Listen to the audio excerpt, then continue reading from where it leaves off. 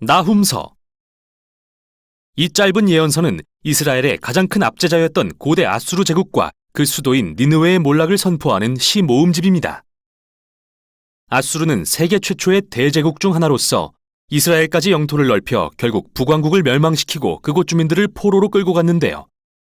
아수르 군대의 폭력성과 파괴력은 세계에 유례가 없을 정도였습니다. 그래서 이스라엘과 이웃 나라들은 아수르가 몰락하기를 고대했고 결국 기원전 612년에 그 일이 일어납니다. 바벨론인들이 일어나 반란을 일으켜 니느웨를 정복하고 아수르 제국을 무너뜨린 것이죠. 그래서 2장은 니느웨의 멸망을 시로 생생하게 묘사하고 3장은 아수르 제국 전체의 몰락을 그리고 있습니다. 하지만 이 책이 이스라엘의 적들에 대한 비난만 늘어놓는 건 아닌데요.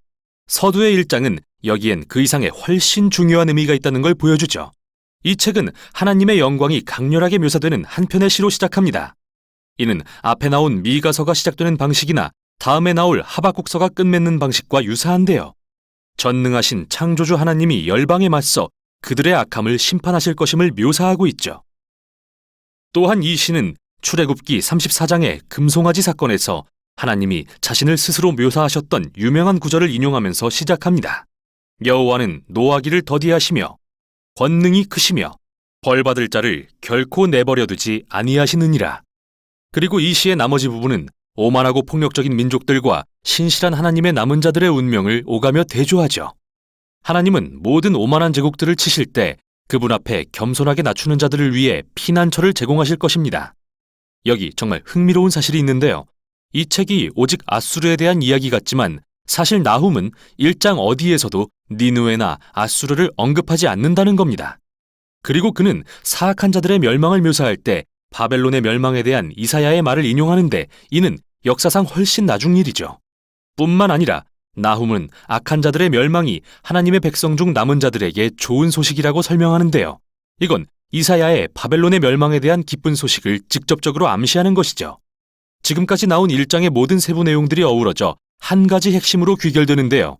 나훔은 니느웨가 몰락하는 모습을 예로 들어 어떻게 하나님이 역사의 모든 시대에 일하고 계시는지 보여줍니다. 하나님은 오만하거나 폭력적인 제국들을 영원히 용인하진 않으신다는 걸 말이죠. 이런 면에서 나훔의 가르침은 다니엘의 그것과 매우 비슷합니다. 아수르는 폭력적인 제국들의 긴 역사 중에 한 자리를 차지하고 있습니다. 그리고 니느웨의 운명은 모든 시대에 폭력적이고 오만한 자들을 꺾으시겠다는 하나님의 약속을 상기시켜줍니다. 1장의 이러한 관점으로 이 책은 다시 한번 아수르에 초점을 맞춥니다. 그래서 2장에서는 니느웨 전투와 그 도시가 전복되는 과정을 단계별로 묘사합니다. 먼저 최전선의 바벨론 병사들의 모습이 나타나고 다음으로 거리를 휩쓰는 병거들의 모습이 등장합니다. 그러고 나서는 성벽이 부서져 혼란에 빠진 도시의 모습이 묘사되고 니느웨 사람들이 학살되고 도시가 약탈되는 모습이 뒤따릅니다. 3장은 도시의 몰락이 제국 전체에 야기한 결과를 계속해서 묘사합니다.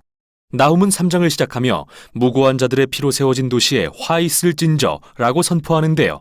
이로써 우리는 아수르를 성공하게 했던 토대 자체가 불의로 세워진 것이었음을 보게 되죠. 결국 그들의 폭력이 자멸의 씨앗을 뿌렸고 아수르는 바벨론에 의해 무너지고 맙니다. 이 책은 멸망한 아수르 왕을 비웃는 것으로 끝을 맺는데요. 그는 치명적인 부상으로 고통받고 있지만 한때 그가 억압했던 어떤 나라에서도 그를 도우러 오는 자가 없고 오히려 그의 몰락을 노래하며 기뻐할 뿐입니다. 그리고 책은 이렇게 끝이 나죠. 참 우울한 책이죠. 그러나 중요한 점은 나훔서는 모든 시대에 반복되는 인간의 폭력과 억압이라는 비극적인 악순환을 다루고 있다는 것입니다. 인간의 역사는 스스로를 높이고 폭력으로 자신들이 원하는 것을 탈취하고 그 결과 무고한 자들을 죽인 민족과 나라들로 가득한데요.